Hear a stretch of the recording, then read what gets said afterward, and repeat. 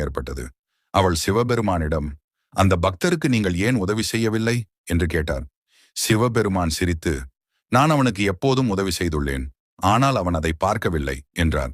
அதற்கு நிரூபிக்க சிவபெருமான் மற்றும் பார்வதி தேவி மனிதர்களாக மாறி அந்த பக்தரின் வீட்டிற்கு சென்றனர்.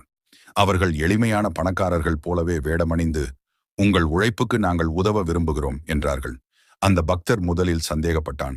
ஆனால் சில நாட்களில் அவர்களிடம் நம்பிக்கையுடன் வேலை செய்தான். இறுதியாக அவன் வாழ்க்கையில் வளர்ச்சி ஏற்பட்டு அவன் பிரச்சனைகள் அனைத்தும் தீர்ந்தன. அதன் பிறகு சிவபெருமான் தனது உண்மையான உருவத்தை காட்டினான்.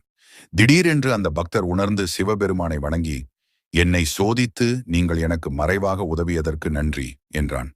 சிவபெருமான் எப்போதும் தனது பக்தர்களுக்கு உதவி செய்கிறார். ஆனால் அது எப்போது, எப்படி நிகழும் என்று நம்மால் புரிந்து கொள்ள முடியாது. அவரது அருள் எப்போதும் நம்மோடு இருக்கிறது. அதை உணர வேண்டியது நமது கடமை.